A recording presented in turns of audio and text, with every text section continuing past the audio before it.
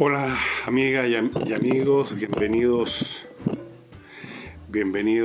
a mi humilde morada para otro sábado cultural que, como les conté ayer, fue motivado por un visitante que me envió un mail pidiéndome que hablara de Julio Verne. Y a partir de ahí se me ocurrió que quizás podíamos ampliar un poco más eso a la literatura de ciencia ficción, de la cual Julio Verne es uno de los iniciadores. Y puesto que por ahí partió la cosa, yo creo que es como de cajón partir también con Julio Verne, darle algunos datos de este escritor francés, nacido, como todos los genios, en febrero de 1828 y muerto en 1905.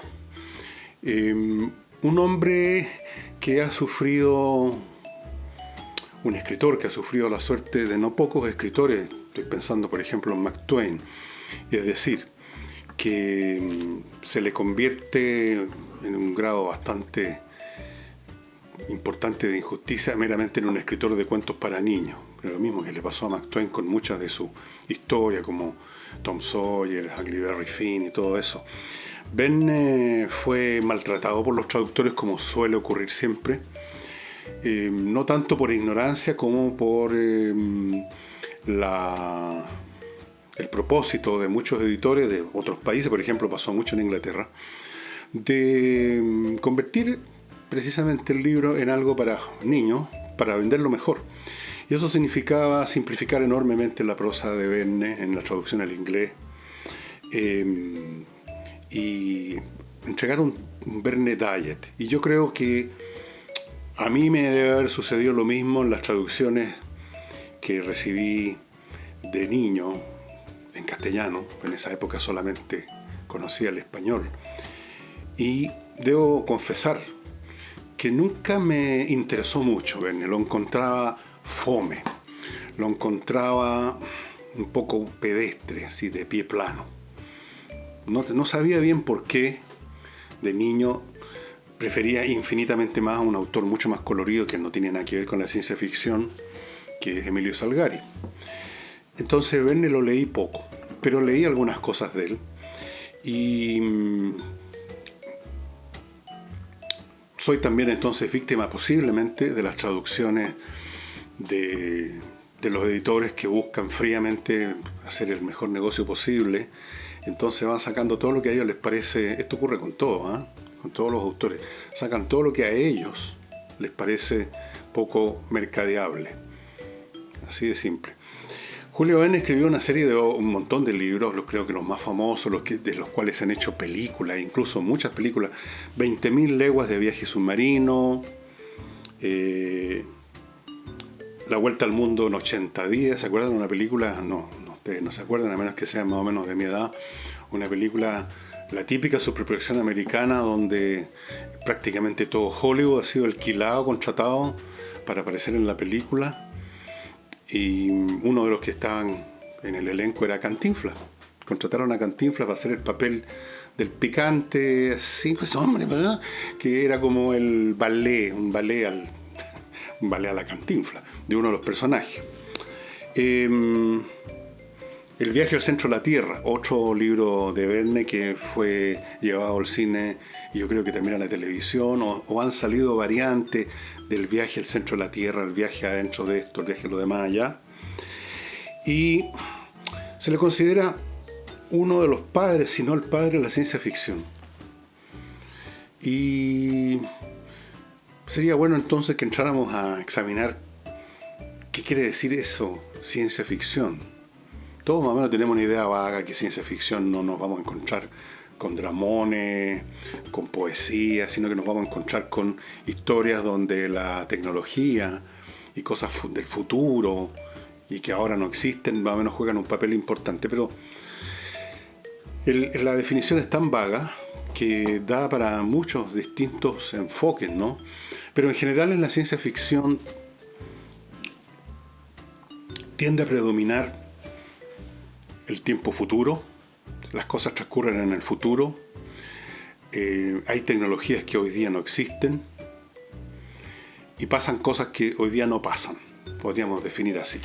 En el caso de Julio Verne, él, que era un hombre muy metódico, que se metía a la biblioteca, a las grandes bibliotecas de París, a estudiar antes de escribir en una línea, no era tanto su adelanto tecnológico. Fíjense ustedes, les voy a contar.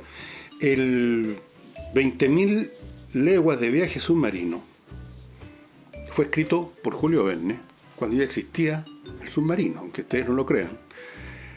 El primer submarino que incluso fue usado en una guerra y que hundió un barco fue el Hunley, un submarino muy pequeñito que se sumergía muy poco bajo el agua, tripulado por un grupito de 8 o 10 personas del ejército confederado. Ellos desarrollaron esto y pudo cumplir una sola misión.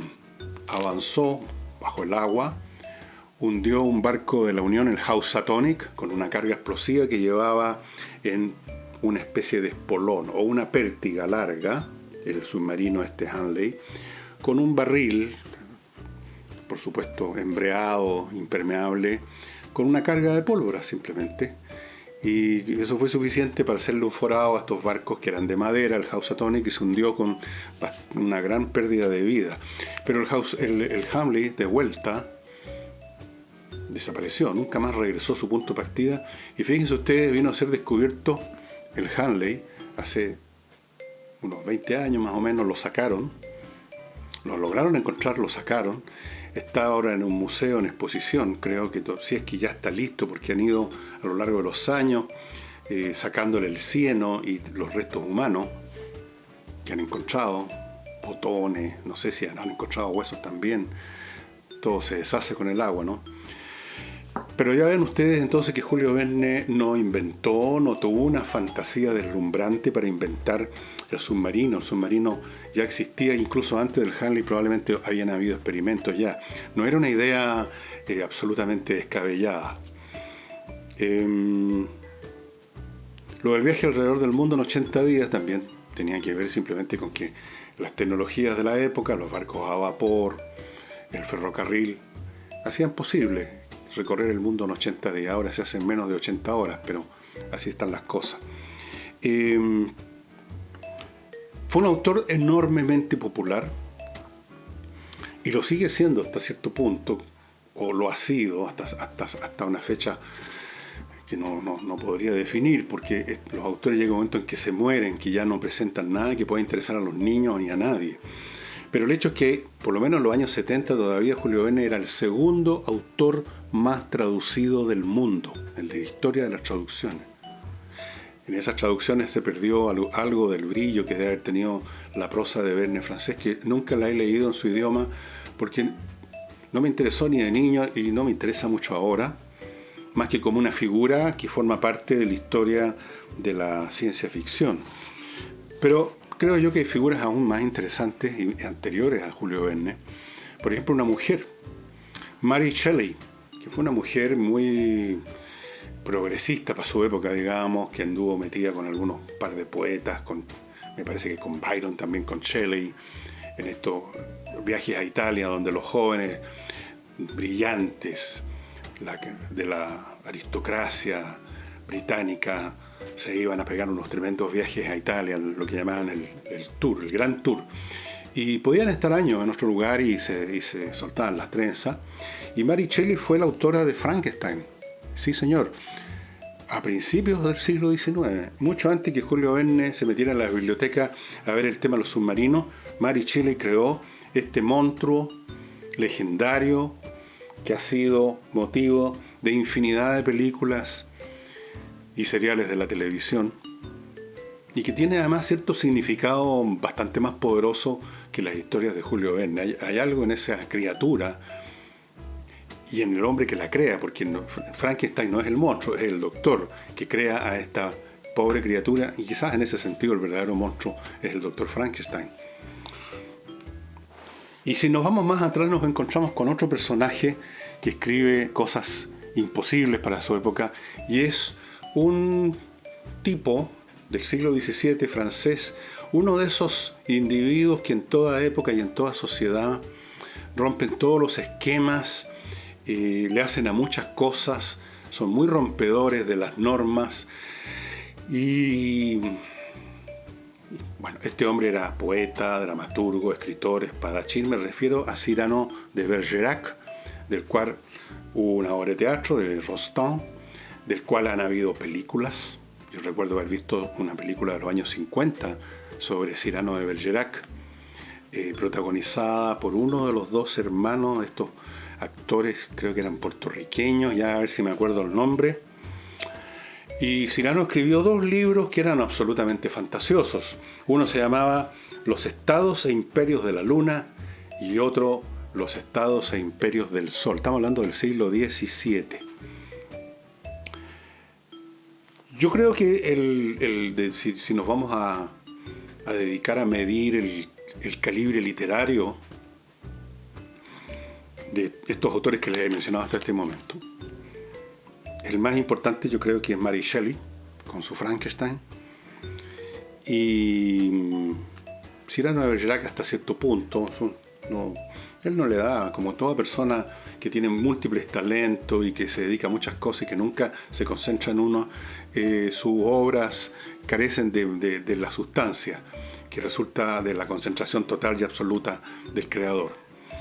Yo creo que uno de los grandes padres de la ciencia ficción, más que Julio Verne, podría ser, aunque es un hombre un poco más moderno, posterior, pero coincidieron en algún momento, es Wells, el autor de La máquina del tiempo. También se han hecho películas. La mejor de todas, una que se hizo en el año 60, con el actor Rod Taylor y con Yvette Mimieux, una mujer muy bonita que ya debe haberse muerto o de estar chuñusca en algún lugar. Esa era muy buena película, era muy interesante, tenía encanto. Les mostré el otro día un libro de Wells que es La guerra de los mundos. ¿Para qué les digo más sobre todo lo que se ha escrito, todo lo que se ha filmado sobre la guerra de los mundos? Esa obra que inspiró a Orson Welles en el año 38-39 a radioteatralizarla como si fuera una invasión de verdad, y provocó tal pánico y provocó muerte que dejó la crema, porque mucha gente prendió la radio en esa época, en ese Estados Unidos en que la radio era un mueble grande que estaba en el living y ahí se juntaba toda la familia a escuchar. Y mucha gente no escuchó desde el primer minuto cuando dicen esto es una representación, y quizás lo deben haber dicho a la rápida, así pensando en producir el mayor efecto. Entonces mucha gente creyó que efectivamente, porque estuvo muy bien hecho, había una invasión. Y había gente que salía a las calles o que con escopeta, otros que arrancando no sé a dónde estrellaron sus autos. Quedó la crema. Orson Welles tuvo que dar muchas explicaciones después. Welles es un hombre, una figura importante en sus libros, La máquina del tiempo, La guerra de los mundos y otras. Hay más densidad, hay más peso. En el caso, por ejemplo, de La guerra de los mundos, piensen ustedes que este libro es escrito y es publicado cuando ninguna nubecilla empañaba el firmamento del Imperio Británico. Y aparece aquí, sin embargo, en esta novela una invasión que destruye todo. Los británicos no pueden hacer nada.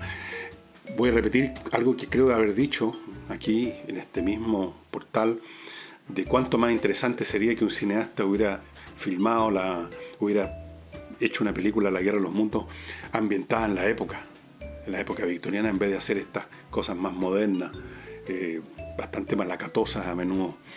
Yo he visto dos versiones, una más o menos reciente, tendrá unos 10, 15 años, donde está el protagonista Tom Cruise y una niña muy gritona, la Dakota no sé cuánto.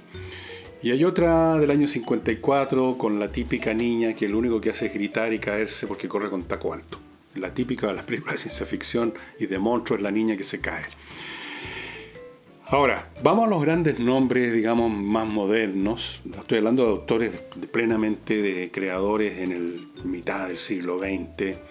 Casi todos ellos ya están muertos. Aquí hay varios nombres muy importantes y se los voy a nombrar. Uno de ellos es Ray Bradbury, que escribió muchísimos cuentos de ciencia ficción, pero donde la ciencia juega un papel muy, muy lejano. Bradbury tenía mucho más instintos literarios, yo diría de poeta, más que de escritor de ciencia ficción. Es el autor de Fahrenheit 461, La temperatura en que el papel arde. Se han hecho varias películas también, por lo menos dos. Yo recuerdo Un mundo opresivo, donde los libros son quemados, porque son peligrosos. Un libro muy importante. Les mencioné no hace muchas, ahora un par de semanas, esa novela Crónicas Marcianas, que es una belleza. Les mencioné también un libro que ya no tiene nada que ver con ciencia ficción, que se llama El vino del estío, de Ray Bradbury. Y aquí tienen, por ejemplo, una muestra de los libros que publicaba una editorial dedicada a la ciencia ficción, Minotauro. Este libro, Remedio para Melancólicos, son pequeños cuentos donde está presente siempre una poderosa veta de humor que tenía Ray Bradbury en toda su literatura, incluso en aquella más seria o más densa. Siempre había humor. Otro autor importante, también desaparecido, me parece, o está ya muy vetusto, es Theodore Sturgeon. Aquí tienen uno de sus libros. Yo les estoy mostrando algunos de los libros de mi colección de ciencia ficción que está por allá arriba. Hubo un tiempo en que para mí era un deber sagrado los sábados ir a una librería, que yo creo que ya no existe, que estaba en la calle Londres o París, una de estas callecitas de ese sector donde está la bolsa, donde está el club, este famoso club, ¿no? ¿Cómo se llama? Bueno, se llamaba esa librería se llamaba La Novela Policial, porque traían muchas novelas policiales. Mi madre iba mucho, ella era aficionada a las novelas policiales, y también llamaba mucha ciencia ficción. Entonces todos los sábados yo iba a ver si habían llegado novedades en esta colección. Y este es un tremendo autor con bastante densidad. Luego, permítanme presentarles a un autor muy original, Philip Dick, El hombre en el castillo. Me parece que este es el libro donde se supone, permítanme verificarlo. Sí. Esta es una obra donde se supone que en la Segunda Guerra Mundial los japoneses y los alemanes ganaron y qué clase de mundo se establece. El hombre del castillo, incluso hay una muy reciente serial, no sé si llamarla serial o cómo la llaman ahora, ¿no? De la televisión, estas con varios capítulos, temporadas, etcétera. El hombre en el castillo, un autor muy interesante. Pero yo diría, voy a llegar ahora a los que son, por así decirlo, los arquitectos de la argamasa fundamental de la ciencia ficción moderna. Pero antes de entrar en eso, y luego entrar a ver cuáles son los problemas que enfrenta el género literario llamado ciencia ficción, permítanme recordarles una vez más este producto de mi amigo Pablo Tolosa. Este producto, juego de ajedrez y curso en línea, esta caja que cuesta 20 y tantas lucas, que incluye el tablero, las piezas y un documento para activar, un código para activar su acceso a espaciodeajedrez.com con todos sus servicios, que son muchos: cursillos, entrevistas a maestros, conversaciones y muchas más cosas que Pablo va a ir integrando a este espacio de ajedrez. Yo sé que ha habido personas que incluso, por lo que me contaban, una persona compró no sé cuántos de estas cajas. Pero el hecho, lo más importante es que armó un club para niños, creo que en Viña o en Valparaíso, por ahí. Y hay otras personas que jugaron ajedrez de niños, han pasado muchos años, nunca más jugaron y que se interesaron. Realmente el curso en línea es un curso en línea porque se aprende un montón de cosas y usted tiene acceso gratuito una vez que compró esta caja y para siempre. No tiene que pagar ninguna cuota mensual ni anual, renovar suscripción, ninguna cosa. ¿Y dónde es? Ahí lo dice, espacioajedrez.com, www.espacioajedrez.com. Yo no me imagino una actividad más productiva y beneficiosa para un niño, especialmente que el ajedrez siempre que no se convierta en una obsesión, por supuesto. Cualquier cosa llevada al extremo resulta mala, pero el ajedrez jugado con alguna frecuencia importante, aprendiendo, es un maravilloso modo y entretenido además de desarrollar el talento, el intelecto, la inteligencia de los niños, las capacidades para estudiar, etc. Para los espectadores puede parecer fome ver dos personas que están así mirando un tablero, pero no saben ustedes lo que está pasando dentro de esas cabezas. El pensamiento, el encontrar ideas, el ver que las cosas funcionan como uno quiere, o la sorpresa de ver que uno omitió una jugada del adversario y está liquidado. Todo eso, hay más drama y más emoción que en más de algún dramón de la televisión, especialmente la televisión nuestra. Volviendo a los arquitectos, yo creo que uno de los más grandes arquitectos es este señor, que les estoy mostrando uno de los libros. Bueno, aquí tengo otro. Isaac Asimov es el autor de una famosa saga que parte con un libro que se llama Fundación, luego viene Fundación e Imperio, Segunda Fundación, aquí tenemos, hasta ahí llegan en castellano las traducciones, creo, no sé si hay más en inglés, Fundación y la Tierra, los robots y el Imperio, etc. Digo que ha sido uno de los grandes arquitectos de la ciencia ficción, porque Asimov, fuera de escribir sus libros, sus historias propias, desarrolló, por así decirlo, conceptos y visiones tan poderosas que se han convertido por así decirlo, en un public domain para todos los escritores de ciencia ficción. Por ejemplo, él inventó el concepto del hiperespacio para justificar y explicar la posibilidad de viajar más rápido que la luz, un objeto físico. Y eso hace posible entonces la construcción de sus mundos donde las naves van de un extremo a otro de la galaxia, cosa que sería un poquito difícil si uno va a menos velocidad que la luz. Incluso la luz se demora muchísimo en cruzar creo que son 80 años luz de un lado a otro, pero puede ser mucho más, no estoy seguro en este momento. Él inventó eso, inventó el concepto del crédito, una moneda universal de uso en todos los planetas de la galaxia. Él inventó la saga, la épica de los robots. Los robots se convirtieron en elementos centrales, robots capaces de hacer las cosas que hacen los humanos y mejor, pero y con figura más o menos humana, como, digamos, bípedos, con brazos, con todo. Él inventó una cosa muy ingeniosa que probablemente se va a ocupar algún día incluso en los robots del mundo real, que son las 3 leyes de la robótica. En sus libros, en Yo Robot, se establece que los fabricantes de robots inscriben como en el core del programa de los robots los siguientes principios. Primera ley robótica. Un robot no puede lastimar a un ser humano o por su inacción permitir que sea lastimado. O sea, no puede dañar a un ser humano o quedarse sin hacer nada si un ser humano está por ser dañado.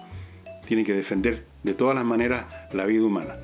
La segunda ley de la robótica dice: el robot debe obedecer todas las órdenes de los humanos siempre que no entren en conflicto con la primera ley. Es decir, no le puedo ordenar a un robot que mate o golpee o hiera a alguien. Todas mis órdenes las va a obedecer, menos esa. Y la tercera ley robótica dice: el robot debe proteger su existencia a menos que entre en conflicto con las 2 leyes anteriores. Es decir, si yo le ordeno a un robot que se destruya, se va a destruir. Así de simple. Porque eso no hiere la ley de proteger la integridad de los seres humanos, y además obedece la ley de que hay que obedecer, y no está dañando a un ser humano, sino que se está destruyendo a sí mismo. Esas son las 3 leyes de la robótica. Y hay muchos conceptos más que inventó Isaac Asimov, del cual tengo por ahí sus memorias. Por ahí están. El hombre no tenía nada de humilde, ¿eh?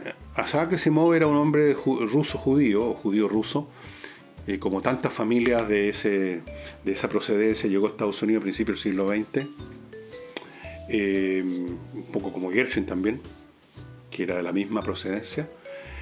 Se convirtió en un científico creo que trabajó en la Segunda Guerra Mundial como en biología o en bioquímica, tratando de desarrollar un producto para espantar a los tiburones. Era algo que tenían que llevar los marinos en la Segunda Guerra, los aviadores que combatían en el Teatro de Operaciones del Pacífico. Entonces algo que no alejara a los tiburones. Pero en algún momento en los años 50 descubrió su beta como escritor y desarrolló su tremenda obra, que tiene cosas curiosas, porque iniciada como fue su épica sobre Fundación Imperio, Segunda Fundación, etc., en los años 50, si ustedes las leen, se van a dar cuenta que no aparecen los computadores por ninguna parte. O sea, habían computadores, pero no tenían esta presencia universal que tienen ahora. Los computadores están por todas partes, están integrados y pronto van a estar integrados a la materia de las cosas. De mil maneras van a ser como el aire que respiramos. Y ya ahora en la forma de objetos están por todos lados, los computadores pequeños, grandes, el teléfono iPhone o el teléfono inteligente en el fondo es un computador que tiene teléfono, no un teléfono con un computador. Ahora, el interés de Asimov se mantiene hasta el día de hoy por la inmensidad de sus esquemas literarios. Estamos hablando de un hombre en cuyas obras transcurren a lo largo de milenios, que transcurren en un futuro tan lejano, en que el hombre ya ha poblado todos los planetas habitables de nuestra galaxia, la Vía Láctea. Ha pasado tantos años que ya se olvidaron que todos veníamos, que los seres humanos venían de un planeta llamado Tierra. Se ha convertido en una leyenda. Y por eso este libro, donde hay unos tipos que deciden buscar este planeta originario, la Tierra. Otra cosa curiosa de Isaac Asimov es que sus obras no aparecen extraterrestres. Simplemente no hay ninguno. Que yo recuerde, me parece que no hay ninguno. Yo recomiendo siempre a los que les gusta leer una obra enormemente entretenida que abarca estos espacios de tiempo tan grandes, tan ingeniosos y con una trama tan apasionante, que lean esta trilogía Fundación Imperio, Segunda Fundación, y si encuentran las traducciones o las pueden leer en inglés, todos los libros sucesivos, que no son solo estos dos, sino que creo que hay un tercero que debe estar en algún rincón. Un gran escritor. Y otro gran escritor, que incluso en alguna de sus ideas fueron las que inspiraron la idea de los satélites artificiales, es Arthur Clarke, que en este libro está escribiendo, ya estaba más cansado, más viejo, en compañía de Stephen Baxter, La luz de otros días. Arthur Clarke pegó su propia volada, casi poética, en un libro que se llama, y también hay una película, una serie, pero no muy buena, un libro que se llama El fin de la infancia. Un libro que tiene al final una tristeza inmensa. Porque es el fin no de la infancia solamente, es el fin de la Tierra, es el fin de la civilización humana. Básicamente la trama del fin de la infancia es que un día llegan unos extraterrestres inmensamente más avanzados que nosotros, se hacen cargo de los asuntos humanos empiezan a ir maravillosamente bien, se acaban las guerras, se acaban los conflictos, se acaba el hambre, la pobreza, la falta de educación. La humanidad vive una edad de oro. Después de mucho tiempo estar así, los seres estos del espacio se atreven a presentarse, ya no producen miedo, a pesar de que son como unos monstruos inmensos, algo así como el diablo, como lo pintaban en la Edad Media, un tipo alto de bigote con una cola. Pero ya han producido tanto bien que no hay ningún problema con ello. Pero eso es solo el principio.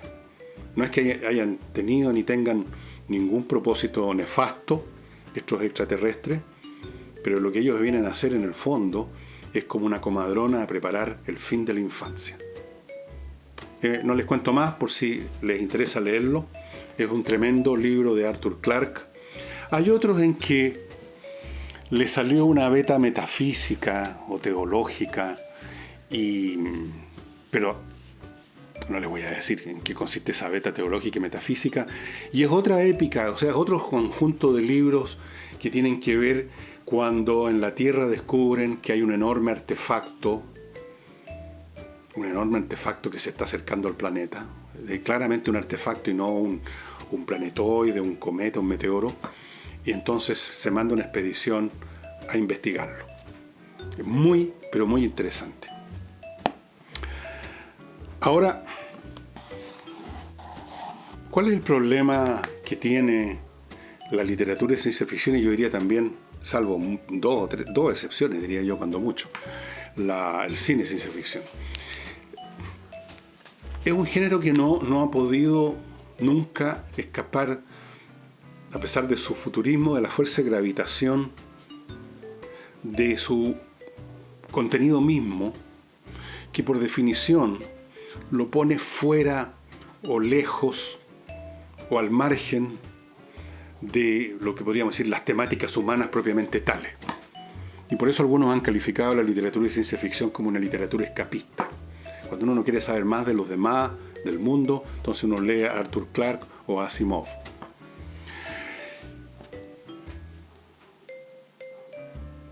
Por la misma razón o por otras razones, prácticamente toda la literatura de ciencia ficción, y aquí incluyo a Clarke, incluso a Asimov, a los grandes, tiene muy poca sustancia literaria propiamente tal. O sea, ustedes no van a encontrar aquí la riqueza literaria en la descripción de ambientes, de estados de ánimo, de personajes que encuentran ustedes en los grandes literatos que no son de ciencia ficción. Un Joseph Conrad o un Hemingway o lo que ustedes quieran. No hay personas que se desarrollen en el tiempo, que evolucionen para bien o para mal, que se acerquen a su redención o a su condenación. No hay humanidad. Los personajes en la literatura de ciencia ficción, incluso en los más grandes autores, suelen ser tan esquemáticos que a veces no sabemos cómo son físicamente, ni siquiera se les describe.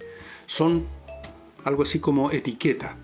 Juan Pérez, ingeniero de la nave espacial. Eso es todo lo que sabemos de él y lo que dice. No cambian en el tiempo, son siempre los mismos personajes y por lo tanto no son personas propiamente tal. Esa es una... Otra maldición que le pesa es que por razones editoriales o precisamente por esta falta de desarrollo de personajes y por lo tanto de elementos típicos de la vida humana que aparecen en todas las novelas, que en toda la literatura, el amor espiritual y físico.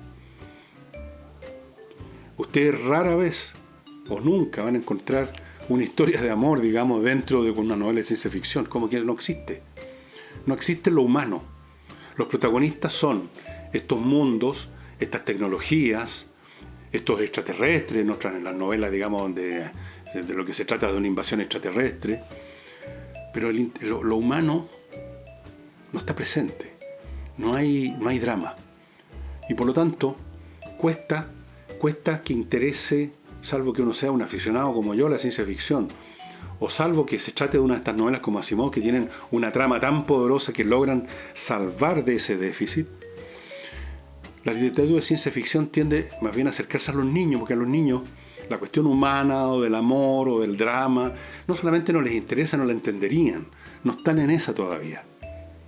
Pero sí les interesa una novela donde pasan cosas extraordinarias. Y eso lo van a encontrar, por supuesto, en la ciencia ficción. Y lo mismo le ocurre al cine de ciencia ficción, que yo creo que ha producido solo dos películas que son dignas de ser recordadas como clásicos. Una es Odisea del Espacio 2001 y la otra es, por supuesto, yo sé que usted está pensando en la misma, Blade Runner, una tremenda película. La versión original del año 80 y tanto, no las cosas que han hecho después, una especie de segunda parte, tercera parte que no. Entonces, la literatura de ciencia ficción difícilmente escapa a la fuerza de gravitación de su propio contenido. Difícilmente se eleva. Difícilmente adquiere un vuelo humano épico. Pero como literatura de entretención es ideal, desde luego la primera condición para entretenerse es precisamente el escapar de uno, ¿no es verdad? Para eso es que uno va al cine, para no pensar en los problemas de uno, para ver la vida de otro, unos personajes de fantasía que están en la pantalla. Para eso la ciencia ficción es ideal. Y yo quiero insistir en el punto que hice de Isaac Asimov, porque yo sé que están traducidas, la he visto muchas veces ya en librería, por lo menos en los 3 libros estos de la Fundación, repito, Fundación e Imperio, Segunda Fundación, que transcurre como quien dice en el año 80.000, cuando ya se olvidaron de la Tierra, cuando hay un imperio. Les voy a contar cómo empieza esta épica para ver si se interesa. Ya existe un imperio galáctico humano, es decir, todos los planetas habitables de la galaxia son ocupados por humanos, algunos se dedican más a la industria, y algunos planetas que son más bien agrícolas, con una cultura más bien agrícola, y la política está dirigida por un centro, porque es un imperio, no son mundos independientes. Han habido quizás guerras, pero nosotros no sabemos de eso porque partimos cuando ya hay un imperio. El imperio está en un planeta central que se llama Tranctor.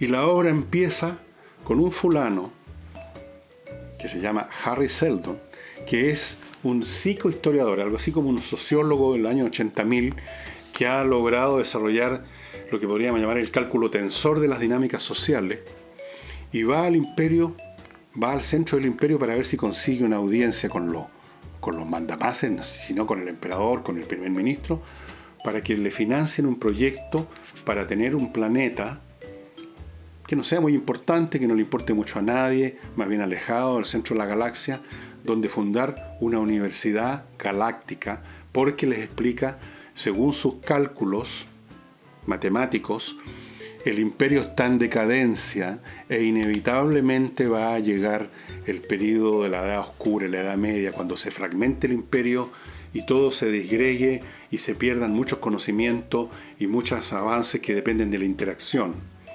Y por lo tanto, dice este hombre, si tenemos una universidad galáctica en un planeta dedicado a recopilar todo el conocimiento que tiene la humanidad hasta este minuto, la Edad Oscura, la Edad Media, se va a acortar significativamente. Esto es como que un personaje se hubiera acercado a uno de los últimos emperadores del Imperio Romano, pongamos en el año 410 o 420 después de Cristo, y le hubiera dicho esto al emperador, le hubiera dicho, ¿por qué no nos financia una universidad en alguna región remota del imperio para juntar todo el conocimiento que tenemos? Porque nosotros sabemos, por estos cálculos matemáticos, porque nos dijo esto un ángel o quien sea, que el imperio va a derrumbarse. Y por supuesto nadie le quiere creer a Harry Seldon, nadie quiere creer que su mundo maravilloso se va a derrumbar, pero no me acuerdo los detalles, el hecho es que le financian esa universidad galáctica. Ese es el principio de esta tremenda épica que se llama Fundación, porque creo que así es el nombre que le dan al planeta donde va a estar esa universidad, Fundación. ¿Y para qué les cuento más? No voy a ser como esos críticos de cine que cuentan las películas. Había una famosa y muy querida, por lo demás, crítica de cine en Chile, ya muerta hace rato, de la televisión, que uno cuando empezaba a hablar de una película no salía arrancando porque tenían la costumbre de contar la película en el fondo, más que hacer una crítica, contaba la película. Y eso es todo, estimados amigos. De estos libros entonces les recomendé especialmente Isaac Asimov, les recomiendo Philip Dick, El hombre en el castillo, una tremenda novela, cualquier novela de Theodore Sturgeon, y por supuesto los cuentos de Bradbury. Este es uno, tengo varios volúmenes más de la misma editorial con distintos nombres, por supuesto. Este es el nombre de uno de los cuentos. Los cuentos de Bradbury son realmente muy, muy encantadores. Hay un humor, una poesía única, es un escritor único. Era, porque murió hace un tiempo atrás. Y eso sería todo, estimados amigos.